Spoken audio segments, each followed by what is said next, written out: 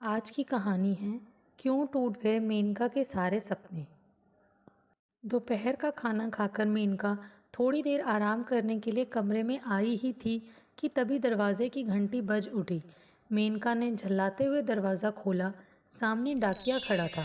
डाकिये ने उसे नमस्ते की और पैकेट देते हुए कहा, मैडम आपकी रजिस्टर्ड डाक है। मेनका ने पैकेट लिया और दरवाज़ा बंद कर कमरे में आ गई।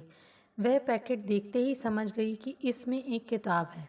पैकेट पर भेजने वाले गुरुजी के हरिद्वार आश्रम का पता लिखा हुआ था।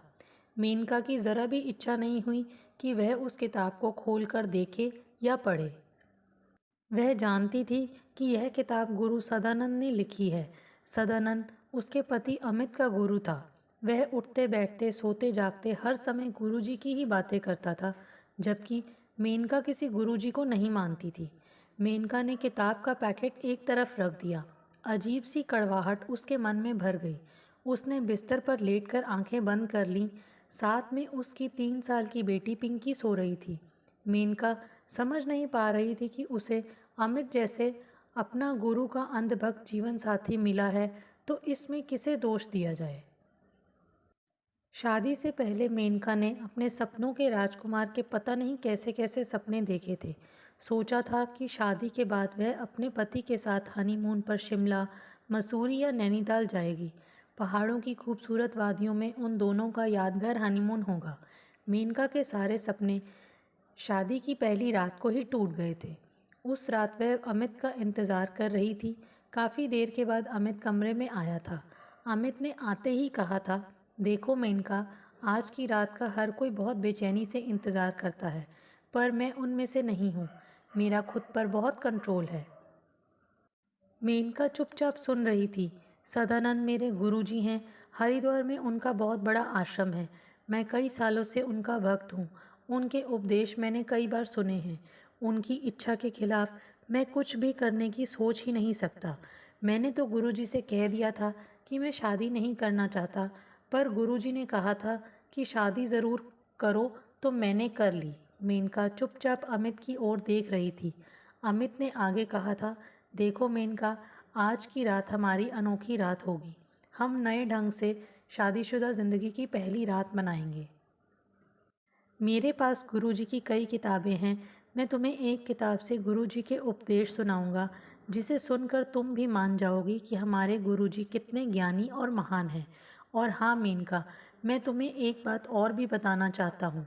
क्या? मेनका ने पूछा। मेरा तुमसे एक वादा है कि तुम माँ ज़रूर बनोगी, यानी तुम्हें तुम्हारा हक ज़रूर मिलेगा, क्योंकि गुरुजी ने कहा है कि गृहस्थ जीवन में ब्रह्मचार्य व्रत को तोड़ना पड़ता है। मेनका जान गई थी कि अमित गुरुजी के जाल में बुरी तरह फंसा हुआ है। उसके सारे सपने बिखरते चले गए थे। अमित एक सरकारी दफ्तर में बाबू के पद पर काम करता था। जब भी उसे समय मिलता तो वह गुरुजी की किताबें ही पढ़ता रहता था।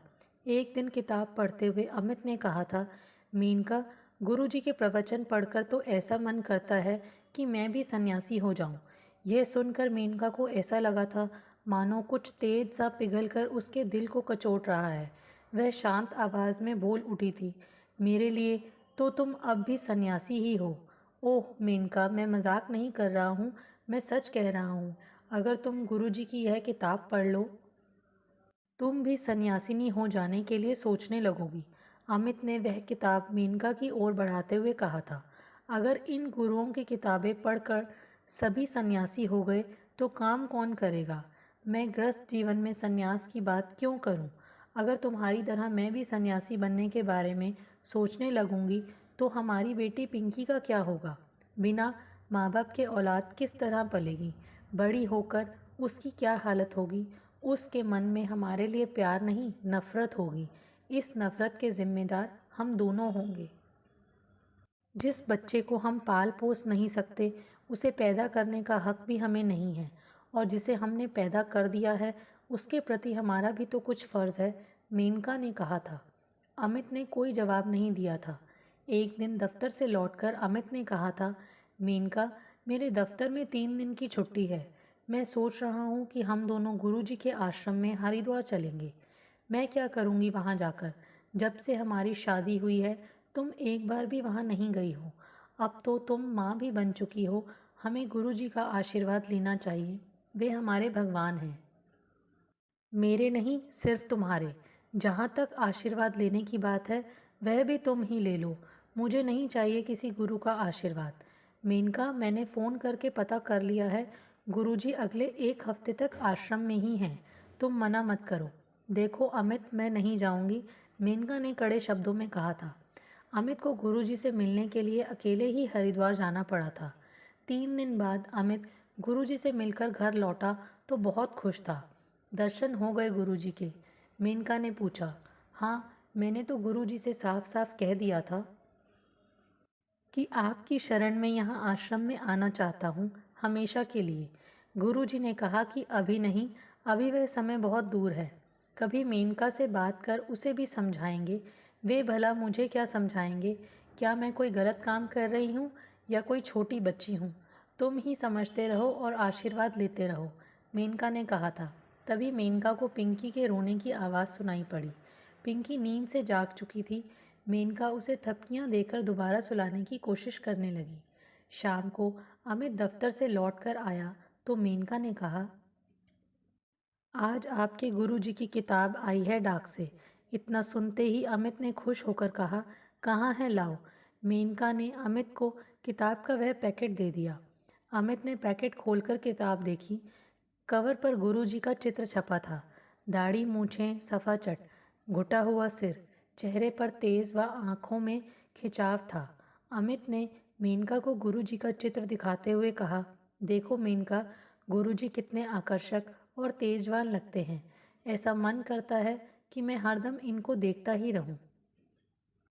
तो देखो, मना किसने किया है? मेनका, तुम ज़रा 1 कप चाय बना देना, मैं अपने गुरुजी की यह किताब पढ़ रहा हूँ, अमित बोला। मेनका चाय बनाकर ले आई और मेज़ पर रखकर चली गई। अमित गुरुजी की किताब पढ़ने में इतना खो गया कि उसे समय का पता ही नहीं चला। रात के 8:30 बज गए तो मेनका ने कहा, अब गुरुजी को ही पढ़ते रहोगे क्या? खाना खा लीजिए, तैयार है। अरे हाँ मेनका, मैं तो भूल ही गया था कि मुझे खाना भी खाना है। गुरुजी की किताब सामने हो तो मैं सब कुछ भूल जाता हूँ। किसी दिन मुझे ही ना बुला देना। अरे वाह, तुम्हें क्यों भुला दूंगा? तुम क्या कोई भूलने वाली चीज़ हो? अमित ने कहा। ठीक है, तुम खाना लगाओ, मैं आता हूँ। मेनका रसोई में चली गई। रात के 11 बजे थे। मेनका आंखें बंद किए बिस्तर पर लेटी थी। साथ में पिंकी सो रही थी। अमित आराम से बैठा हुआ गुरुजी की किताब पढ़ने में मग्न था। तभी वह पुरानी यादों में खो गया। कुछ साल पहले अमित अपने दोस्त से मिलने चंडीगढ़ गया था। दोस्त के घर पर ही गुरुजी आए हुए थे। तब पहली बार वह गुरुजी के दर्शन और उनके प्रवचन सुनकर बहुत प्रभावित हुआ था। कुछ महीने बाद अमित गुरुजी के आश्रम में हरिद्वार जा पहुंचा था। आश्रम में गुरुजी के कई शिष्य थे जो आने जाने वालों की खूब देखभाल कर रहे थे। अमित उस कमरे में पहुंचा जहां एक तख्त पर केसरी रंग की महंगी चादर बिछी थी। उस पर गुरुजी केसरी रंग का कुर्ता व लुंगी पहने हुए बैठे थे। भरा हुआ शरीर, गोरा रंग, चंदन की भीनी भीनी खुशबू से कमरा महक रहा था। 8-10 मर्द औरत गुरुजी के विचार सुन रहे थे। अमित ने गुरुजी के चरणों में माथा टेका था। कुछ देर बाद अमित कमरे में अकेला ही रह गया था। कैसे हो बच्चा? गुरुजी ने उससे पूछा था। कृपा है आपकी, आपके पास आकर मन को बहुत शांति मिली। गुरुजी, मन करता है कि मैं यहीं आपकी सेवा में रहने लूँ। नहीं बच्चा, अभी तुम पढ़ाई कर रहे हो, पढ़ लिख कर अपने पैरों पर खड़े हो जाओ। यह आश्रम तुम्हारा ही है, कभी भी आशीर्वाद लेने आ सकते हो। जी गुरुजी। एक बात का ध्यान रखना बच्चा, कि औरत से हमेशा बचकर रहना। उससे बचे रहोगे तो खूब तरक्की कर सकोगे, नहीं तो अपनी ज़िंदगी बर्बाद कर लोगे। ब्रह्मचर्य से बढ़कर कोई सुख संसार में नहीं है, गुरुजी ने उसे समझाया था। उसके बाद जब कभी अमित परेशान होता तो गुरुजी के आश्रम में जा पहुंचता। विचारों में तैरते डूबते अमित को नींद आ गई और वह खराटे भरने लगा। 2 महीने बाद एक दिन दफ्तर से लौटकर अमित ने कहा, मीनका, अगले हफ्ते गुरुजी के आश्रम में चलना है। तो चले जाना, किसने मना किया है? मेनका बोली। इस बार मैं अकेले नहीं जाऊंगा, तुम्हें भी साथ चलना है। शादी के बाद मेनका को पता चला कि उसका पति अमित हरिद्वार के किसी गुरुजी का परम भक्त है। सुहागरात पर जब अमित ने मेनका को गुरुजी की लिखी एक किताब के उपदेश सुनाए तो वह ठगी सी रह गई। बाद में उनकी एक बेटी भी हो गई, पर अमित का अपने गुरुजी के प्रति मोह न छूटा। इससे मेनका की गुरुजी के प्रति नफरत बढ़ती जा रही थी। एक दिन अमित ने मेनका को हरिद्वार ले जाने की जिद की। मैं नहीं जाऊंगी, तुम पता नहीं क्यों बार बार मुझे अपने गुरुजी के पास ले जाना चाहते हो, जबकि मैं किसी गुरुवर के चक्कर में नहीं पड़ना चाहती। अखबारों में और टेलीविज़न पर आए दिन अनेक गुरुओं की करतूतों का भंडाफोड़ होता रहता है। मेनका बोली, सभी गुरु एक जैसे नहीं होते। आज मैंने जब गुरुजी से फ़ोन पर कहा कि आपके दर्शन करना चाहता हूँ, तो उन्होंने कहा कि मेनका को भी साथ ले आना, हम उसे भी आशीर्वाद देना चाहते हैं। मुझे किसी आशीर्वाद की ज़रूरत नहीं है, तुम ही चले जाना। मैंने गुरुजी को वचन दिया है कि तुम्हें ज़रूर लेकर आऊँगा। तुम्हें मेरी कसम मेनका, तुम्हें मेरे साथ चलना होगा। अगर इस बार भी तुम मेरे साथ नहीं गई तो मैं वहीं गंगा में डूब जाऊँगा। अमित ने अपना फैसला सुनाया। यह सुनकर मेनका कांप कर रह गई। वह जानती थी कि अमित गुरुजी के चक्रव्यूह में बुरी तरह फंस चुका है। उस पर गुरुजी का जादू सिर चढ़कर बोल रहा है। वह भावुक भी है। अगर वह साथ ना गई तो हो सकता है कि गुरुजी अमित को इतना बेइज्जत कर दें कि उसके सामने डूबकर मरने के अलावा कोई दूसरा रास्ता ना बचे। मेनका को मजबूरी में कहना पड़ा, ऐसा मत कहो, मैं तुम्हारे साथ हरिद्वार चलूँगी। अमित के चेहरे पर मुस्कान फैल गई। यह हुई ना बात मेनका, तुम्हें गुरुजी से मिलकर बहुत अच्छा लगेगा। वहाँ मुझे, तुम्हें और पिंकी को आशीर्वाद मिलेगा। मेनका ने कोई जवाब नहीं दिया। एक हफ्ते बाद अमित मेनका और पिंकी के साथ हरिद्वार जा पहुंचा। रेलवे स्टेशन से बाहर निकलकर उसने एक ऑटो रिक्शा किया और गुरुजी के आश्रम जा पहुंचा। शिष्यों ने उनके लिए एक कमरा खोल दिया। सामान रखकर अमित ने मेनका से कहा, कुछ देर आराम कर लेते हैं, शाम को गुरुजी से मिलेंगे और आरती देखेंगे। 2-3 दिन हरिद्वार ऋषिकेश घूमेंगे। शाम को तकरीबन 6 बजे अमित मेनका व पिंकी के साथ गुरुजी के कमरे के बाहर इंतज़ार में बैठ गया। कुछ देर बाद शिष्य ने उनको कमरे में भेजा। कमरे में पहुंचते ही अमित ने हाथ जोड़कर गुरुजी के चरणों में सिर रख दिया। मेनका ने भी चरण छूकर प्रणाम किया। सदा सुखी रहो, सौभाग्यवती रहो, गुरुजी ने आशीर्वाद दिया। तुम्हारे घर में अपार सुख और वैभव आ रहा है मेनका, तुम्हें जल्दी पुत्र रत्न भी प्राप्त होगा। यह तुम्हारा पति अमित बहुत भोला और सीधा साधा सच्चा इंसान है। मेनका कुछ नहीं बोली। गुरुजी ने मेनका की ओर देखते हुए कहा, शाम की आरती में ज़रूर शामिल होना। जी गुरुजी, अमित ने तुरंत जवाब दिया। शाम को 7:30 बजे आश्रम के मंदिर में खूब ज़ोर शोर से आरती हुई। गुरुजी और शिष्य आरती में लीन थे। प्रसाद लेकर कमरे में लौटकर अमित ने कहा, मुझे तो यहाँ आकर बहुत अच्छा लगता है। मेनका, तुम्हें कैसा लगा? ठीक है। कुछ देर बाद एक शिष्य ने आकर कहा, गुरुजी मेनका को बुला रहे हैं। अभी आ रही है, अमित बोला।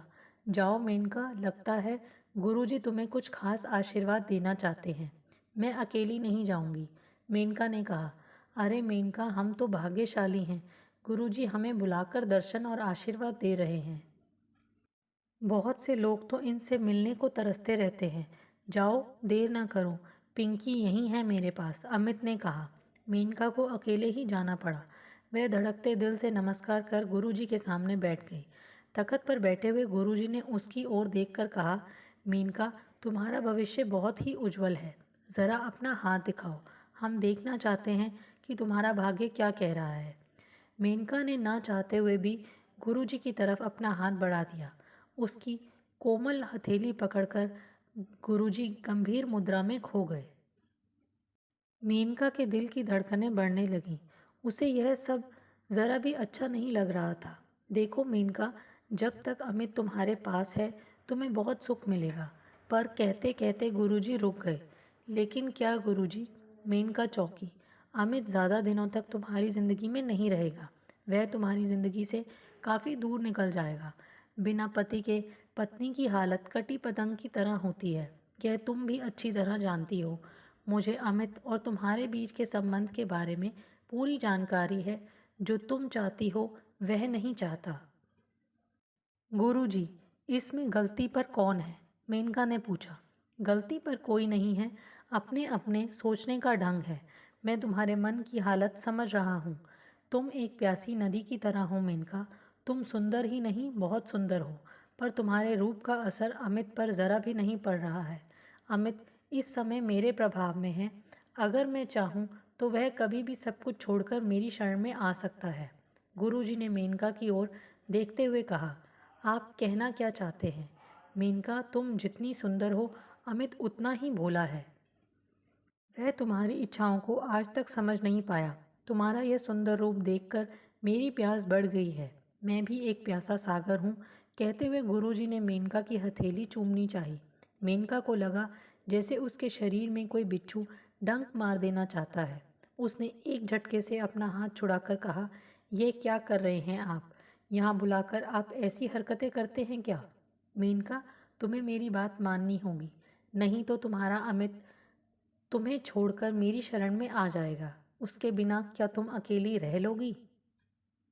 मैं अकेली रह लूँगी या नहीं, यह तो बात की बात है। लेकिन मैं आपकी असलियत जान चुकी हूँ। इस देश में आपकी तरह अनेक ढोंगी व पाखंडी गुरु हैं जिनके बारे में अखबारों में छपता रहता है। अमित बोला है, पर मैं नहीं। मैं तो यहाँ आना ही नहीं चाहती थी। मुझे तो अमित की कसम के सामने मजबूर होना पड़ा। अब मैं आपके इस आश्रम में नहीं रहूँगी। मेनका ने गुस्से में कहा। यह सुनते ही गुरुजी खिलखिलाकर हंस पड़े। मेनका हैरान सी गुरु की ओर देखती रह गई। सचमुच तुम बहुत समझदार हो मेनका। तुम भोली नहीं हो। मैं तो तुम्हारा इम्तिहान ले रहा था। मैं यह देखना चाह रहा था कि तुम कितने पानी में हो। अब तुम जा सकती हो, गुरुजी ने मेनका की ओर देखते हुए कहा। मेनका बाहर निकली और तेज़ी से कमरे में लौट आई। आते ही मेनका ने कहा, अब हम यहाँ नहीं रहेंगे। क्यों, क्या बात हुई? अमित ने हैरान होकर पूछा। यह तुम्हारे गुरुजी भी उन ढोंगी बाबाओं की तरह हैं जो पकड़े जा रहे हैं। असलियत खुल जाने पर जिनकी जगह आश्रम में नहीं, जेल में होती है। कई गुरु जेल में हैं। देखना, किसी न किसी दिन तुम्हारा यह ढोंगी गुरु भी ज़रूर पकड़ा जाएगा। क्या हुआ, कुछ बताओ तो सही। तुम तो गुरुजी के पास आशीर्वाद लेने गई थी। फिर क्या हो गया जो तुम गुरुजी के लिए ऐसे शब्द बोल रही हो? मैं तो पहले ही यहाँ आने के लिए मना कर रही थी, पर तुम्हारी कसम ने मुझे मजबूर कर दिया। कहते हुए मेनका ने पूरी घटना सुना दी।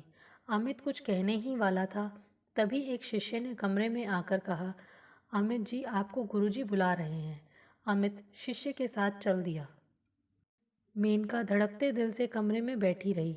उसकी आंखों के सामने बार बार गुरुजी का चेहरा और वह सीन याद आ रहा था जब गुरुजी ने उसका हाथ पकड़कर चूमना चाहा था। उसके मन में गुरुजी के प्रति नफरत भर उठी।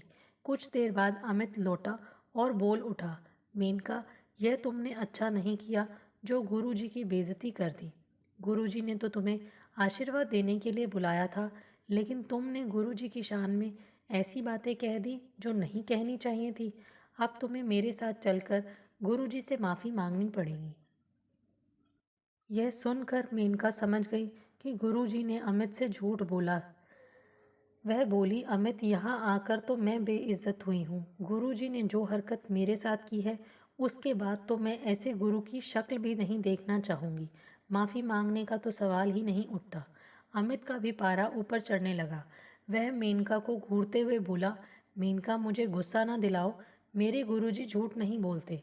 मेरे साथ चलकर तुम्हें माफ़ी मांगनी पड़ेगी। मुझे नहीं जाना तुम्हारे ढोंगी गुरु के पास। अमित अपने गुस्से पर काबू न रख सका। उसने एक जोरदार थप्पड़ मेनका के मुंह पर दे मारा और कहा, मैं तुम्हारी शक्ल भी नहीं देखना चाहता। मैं यहाँ से चली जाऊँगी अपनी बेटी को लेकर। आज की रात किसी होटल में रुक जाऊँगी। कल सुबह होते ही बस या ट्रेन से वापस मेरठ चली जाऊँगी। तुम चाहे जितने दिन बाद आना। देख लेना, किसी न किसी दिन इस ढोंगी गुरु की पोल भी खुलेगी और यह भी जेल में पहुँचेगा। मेनका ने एक बैग में अपने व पिंकी के कपड़े भरे और पिंकी को गोद में उठाकर आश्रम से बाहर निकल गई। मेनका एक होटल में पहुंची और एक कमरा लेकर बिस्तर पर कटे पेड़ की तरह गिर पड़ी। आश्रम के कमरे में बैठ अमित को बार बार मेनका पर गुस्सा आ रहा था। मेनका ने गुरुजी की बेइज्जती कर दी। वह माफ़ी मांगने भी नहीं गई। वह बहुत हठी है, न जाने खुद को क्या समझती है। वह चली जाएगी जहाँ जाना होगा। वह तो अब उसे कभी बात नहीं करेगा। उसे ऐसी पत्नी नहीं चाहिए जो गुरुजी और उसकी बात ही न सुने। इसके लिए उसे तलाक भी लेना पड़े तो वह पीछे नहीं हटेगा। तभी एक शिष्य अमित के पास आया और बोला, आपको गुरुजी ने याद किया है। अमित एकदम उठा और शिष्य के साथ चल दिया। गुरुजी के कमरे में पहुंचकर अमित हाथ जोड़कर बैठ गया। सामने बैठे गुरुजी ने पूछा, क्या हुआ अमित, मेनका नहीं आई? गुरुजी, मैंने उसे बहुत कहा पर वह नहीं आई। कहने लगी कि मैं माफ़ी नहीं मांगूंगी। इस पर मैंने इसे थप्पड़ मार दिया और वह गुस्से में बेटी के साथ कहीं चली गई। चली गई? कहाँ चली गई? इस तरह अपनी पत्नी से हमें अपमानित कराकर तुमने उसे जानबूझकर यहाँ से भेजा है। यह तुमने अच्छा नहीं किया। गुरुजी ने अमित की ओर गुस्से से देखा। अमित घबरा गया। वह गुरुजी के चरणों में सिर रखकर बोला, मैंने उसे नहीं भेजा गुरुजी, मैं सच कह रहा हूँ, मेरा विश्वास कीजिए। विश्वास? कैसा विश्वास? मुझे तुम जैसे अविश्वासी भक्त नहीं चाहिए, जिनकी पत्नी अपने पति की बात ना मानती हो। हमने मेनका को इसलिए बुलाया था कि उसे भी आशीर्वाद मिल जाता। गुरुजी, आप कहें तो मैं उसे छोड़ दूं, उसे तलाक ले लूं। हम कुछ नहीं कहेंगे, जो तुम्हारी इच्छा हो करो। गुरुजी ने नाराज़गी भरी आवाज़ में कहा। अब तुम जा सकते हो। गुरुजी, मेनका की ओर से मैं माफ़ी मांगता हूँ। ऐसा नहीं होता कि किसी के अच्छे बुरे कर्मों का फल किसी दूसरे को दिया जाए। तुम अपने कमरे में जाओ। गुरुजी ने अमित की ओर गुस्से से देखते हुए कहा। अमित चुपचाप थके कदमों से अपने कमरे में पहुंचा। कुछ देर बाद दो शिष्य अमित के पास आए और उसके बैग में से कपड़े निकालकर बाहर डालने लगे, मानो कुछ ढूंढ रहे हों। अमित समझ नहीं पाया कि यह क्या हो रहा है। उसने पूछा, भैया जी, यह क्या कर रहे हो? बैग से कपड़े क्यों निकाल रहे हो? अभी पता चल जाएगा। कहते हुए एक शिष्य ने बैग में से एक लाल रंग की बहुत सुंदर सी डिब्बी निकालकर खोली। उसमें हीरे की एक अंगूठी थी। दूसरा शिष्य बोला, आज ही यह अंगूठी गुरुजी को दिल्लीवासी एक भक्त ने भेंट में दी थी। उस भक्त की आभूषण की दुकान है। यह डब्बी कुछ देर पहले से ही गायब थी। हमें तुम पर शक था, अब तो पता चल गया कि यह चोरी तुमने ही की है। नहीं, मैंने अंगूठी नहीं चुराई। मैं चोर नहीं हूँ। मुझे अंगूठी के बारे में कुछ नहीं मालूम। मैं बेकसूर हूँ। अमित घबरा कर बोला, अंगूठी तेरे पास से मिली है और तू कहता है कि तूने चोरी नहीं की? एक शिष्य ने कहा। तभी दो शिष्य और आ गए। उन चारों ने अमित के साथ मारपीट शुरू कर दी। अमित के साथ हो रही मारपीट की आवाज़ सुन आश्रम में कुछ भक्त कमरों से बाहर निकलकर देखने गए। जब उन्हें पता चला कि गुरुजी की अंगूठी चुराने पर उसकी पिटाई की जा रही है, तो किसी ने भी उसे छुड़ाने की कोशिश नहीं की। सभी नफरत और गुस्से से अमित की ओर देख रहे थे। सभी का कहना था कि ऐसे चोर की तो खूब पिटाई करके पुलिस में देना चाहिए। चारों शिष्यों ने अमित की इतनी पिटाई कर दी कि वह बेहोश हो गया। आश्रम से बाहर उसे सड़क के किनारे फेंक दिया।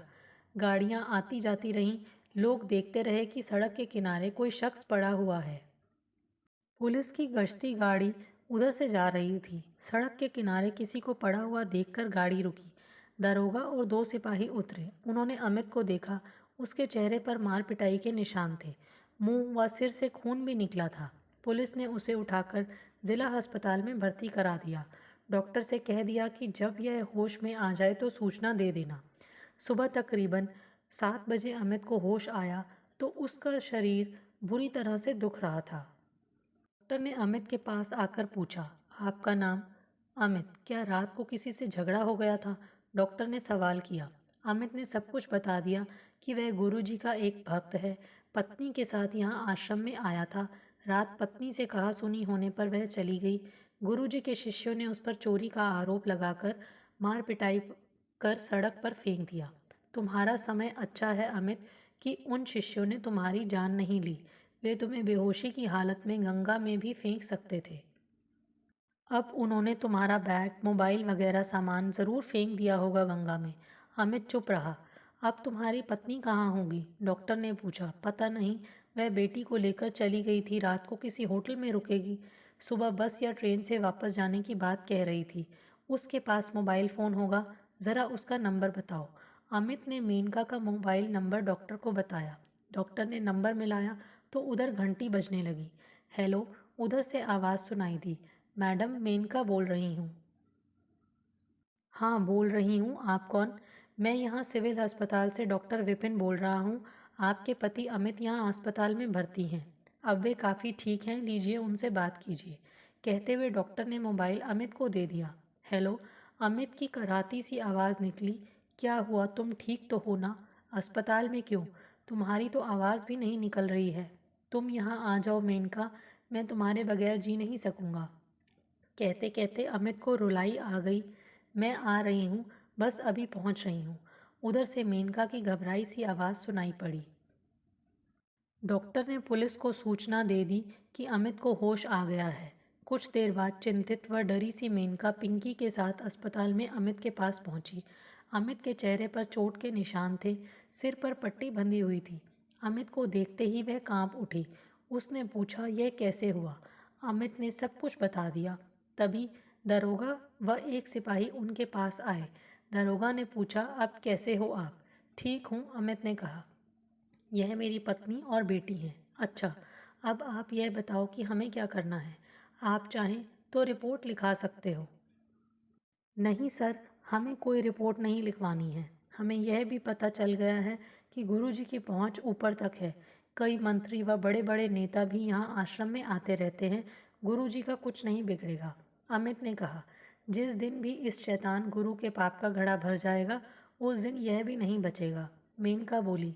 कुछ देर तक बातचीत करके दरोगा सिपाही के साथ वापस चला गया। पछतावे के साथ अमित बोला, कल सुबह अस्पताल से मुझे छुट्टी मिल जाएगी, हम वापस घर चलेंगे। मेनका, मैंने कभी सपने में भी नहीं सोचा था कि जिस गुरु को मैं भगवान समझता रहा, वह एक शैतान है। इस गुरु की अंधभक्ति में मैंने ज़िंदगी के इतने साल बर्बाद कर दिए। मैंने हमेशा तुम्हारी कही गई बातों की अनदेखी की। तुम तो इन ढोंगी बाबाओं से नफरत करती थी, लेकिन मैं उसकी वजह नहीं समझ पाया। तुमने इशारों इशारों में कई बार मुझे समझाने की कोशिश भी की थी, पर मेरी अकल पर तो जैसे पत्थर पड़ गए थे। दुख की बात तो यह है कि मैं ही तुम्हें यहाँ ज़बरदस्ती लाया था। पुरानी बातों को सोचकर अपना मन मत दुखाओ। अगर मैं इस शैतान का कहना मान लेती तो कुछ भी ना होता।